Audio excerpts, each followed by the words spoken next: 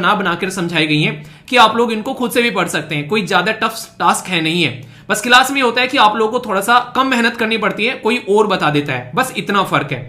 अब यहां पर सबसे पहले सबसे इंपॉर्टेंट बात यह आती है कि एनसीईआरटी क्यों पढ़ें, कि यार एनसीईआरटी आखिर पढ़ें क्यों, ये तो बता दो कि एनसीईआरटी जरूरी है पढ़ना।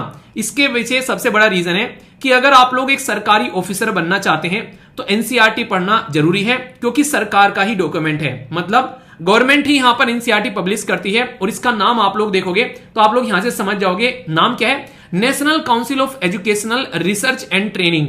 यानी कि इसको प्रॉपर रिसर्च और प्रॉपर वर्कशॉप कर प्रॉपर डायग्राम के थ्रू, प्रॉपर एक तरीके से कहानियों के थ्रू आप लोगों को समझाया गया है। इतने शानदार तरीके से अलग अलग यूनिवर्सिटी के प्रोफेसर, जेएनयू, डीयू और हमारे देश की जो सेंट्रल यूनिवर्सिटीज हैं, अगर स्टार्टिंग के चैप्टर आप लोग देखोगे उन्हीं पर उनके नाम लिखे रहते हैं कि किस किस प्रोफेसर का कंट्रीब्यूशन देखने को मिलता है। आप लोग कोई किताब पढ़ते हो ना, कोई भी स्टैंडर्ड बुक आप लोग देखते हो, अच्छा ये तो लक्ष्मीकांत की है, सुभाष कश्यप की है, ये किस इंसान ने लिख रखी है, वहां एक इंसान लिख के चला जाता है। यहां पर दुनिया भर के लोगों के द्वारा इसमें अपना कंट्रीब्यूशन दिया गया है। और 6 से लेके 12 साल की जो एनसीईआरटी है दोस्तों, ये आप लोग का बेस तैयार कर देगी, ऐसा बेस कि कितनी भी बड़ी इमारत इसके ऊपर खड़ी कर लेना, गारंटी देता हूं बिल्डिंग हिलेगा नहीं। और सबसे शानदार बात क्या है, यूपीएससी के पीछे पड़ी है एनसीईआरटी के, टॉपर पड़े हैं, यूपीएससी पड़ी है, आखिर क्यों, तो इसके पीछे है एक बहुत ही साइंटिफिक रीजन। वो क्या है, यूपीएससी इसलिए पीछे पड़ी है, एक तो ये स्टैंडर्ड किताबें हैं, सरकार की किताबें हैं, अलग अलग लोगों के द्वारा ये किताबें बेसिकली इसमें अपना कंट्रीब्यूशन दिया गया है। दूसरा, ये समाज के हर एक सोसाइटी के सेक्शन के लिए अवेलेबल है, अलग अलग लैंग्वेज में,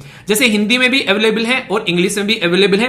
तो यहां पर चाहे शहर से आते हो आप लोग, चाहे गांव से आते हो, और चाहे किसी भी सेक्शन सोसाइटी से आप लोग आते हो, किसी भी कोई गरीब आदमी हो चाहे अमीर आदमी हो, ये नहीं बोल सकता कि यार मैंने ना बेसिकली किताब नहीं खरीद पाया। क्यों? क्योंकि ये तो फ्री ऑफ कॉस्ट अवेलेबल है, आप लोगों को पैसा लगाने की जरूरत ही नहीं है, फ्री में डाउनलोड कर सकते हैं सारी की सारी एनसीईआरटी हर एक लैंग्वेज में, जो भी आप लोग प्रेफर करते हो।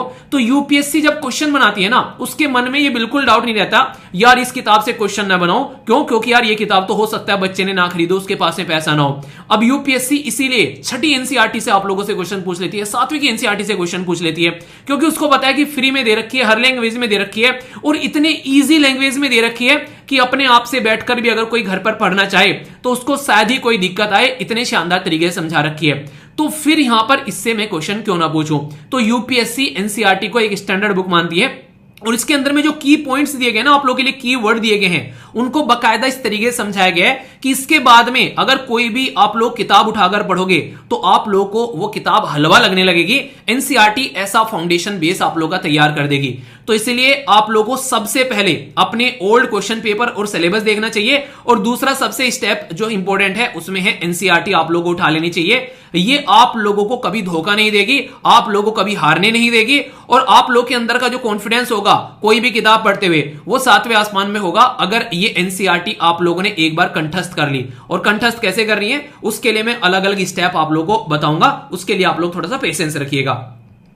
दोस्तों अब जो मैं आप लोगों से बातें करूंगा यहां पर, ये सबसे इंपॉर्टेंट ये है कि ये ओनली एनसीईआरटी के बारे में नहीं करूंगा आप लोगों से। कोई भी किताब अगर आप लोग पढ़ना चाहते हैं तो इस पैटर्न में आप लोगों को काफी ज्यादा फायदा देखने को मिलेगा, जिस पैटर्न में ये यहां पर बेसिकली बताने की कोशिश की गई है। मतलब क्या है, ये पैटर्न क्या है, हाउ टू रीड या फिर स्टडी एनसीईआरटी।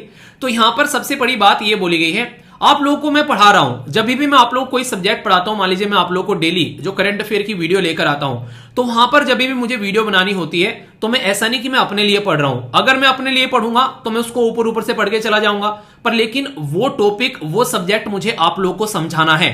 तो जब भी आप लोग अपने आप को एक स्टूडेंट छोड़कर ऐसे लगेंगे कि मैं एक टीचर हूं, मुझे ये सब्जेक्ट किसी को पढ़ाना है, तो आप लोगों का बुक को, किताब को पढ़ने का तरीका ही चेंज हो जाएगा।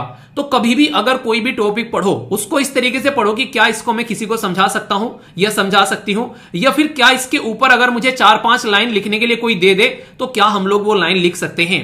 तो इससे पता चलेगा कि आप लोगों ने उस पर्टिकुलर टॉपिक को, उस पर्टिकुलर चैप्टर को या उस पर्टिकुलर सब्जेक्ट को कैसे पढ़ा है। और इसका सबसे आसान तरीका क्या है, अपने आप को टीचर कैसे बनाना है आप लोगों को। जब कोई किताब पढ़ने बैठे आप लोग या फिर एनसीईआरटी पढ़ने बैठे, तो उसका सबसे आसान तरीका है दोस्तों, ये 5 शब्द आप लोग की जिंदगी आसान बना देंगे।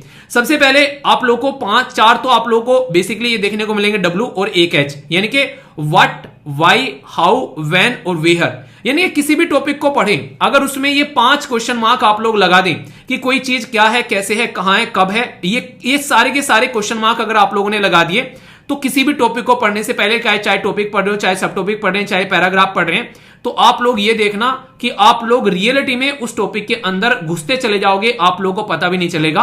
और कई सारे बोलते हैं ना कि पढ़ते पढ़ते कभी कहीं दिमाग चला जाता है, कभी कहीं दिमाग चला जाता है।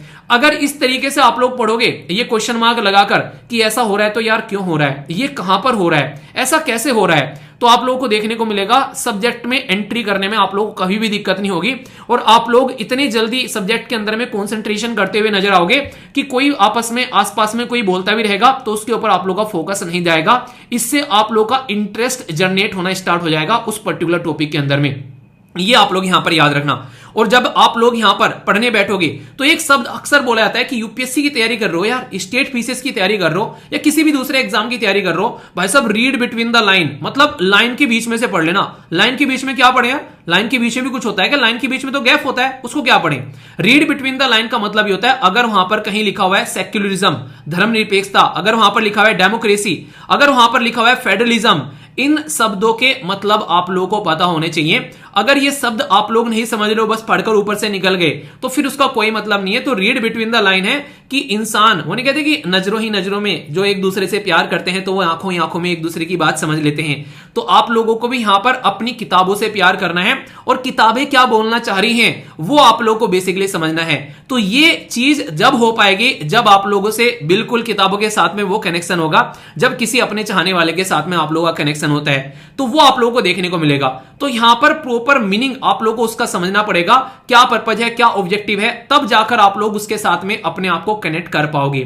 कीवर्ड्स जो होते हैं ना, उसको बहुत ही शानदार तरीके से, बहुत ही पॉइंट्स तरीके से फैक्ट जो है एनसीईआरटी ने बाकायदा डायग्राम में और बॉक्स की फॉर्म में यहां पर बना रखे हैं। एनसीईआरटी खोलकर तो देखो यार, आप लोगों को प्यार हो जाएगा किताबों के साथ में, इतनी प्यार से प्रिंट की गई है, इतने सारे डायग्राम के साथ में, खासकर जो नई वाली एनसीईआरटी आप लोगों को देखने को मिलती है। और जब भी कोई एनसीईआरटी किताब आप लोग देखोगे तो आप लोगों को देखने को मिलेगा कि उसके पीछे भी आप लोगों को कई सारे क्वेश्चन देखने को मिलते हैं। तो यहां पर तो मैं आप लोगों को यह बोलना चाहूंगा कि अगर आप लोग एनसीईआरटी पढ़ना चाहते हैं अच्छे से, तो एक बार को अपने पुराने क्वेश्चन पेपर में को आप लोग गो थ्रू हो लेना। इससे क्या रहेगा, जब आप लोग एनसीईआरटी पढ़ोगे ना तो आप लोगों को पता चलेगा कि इनकी इंपॉर्टेंस क्या है।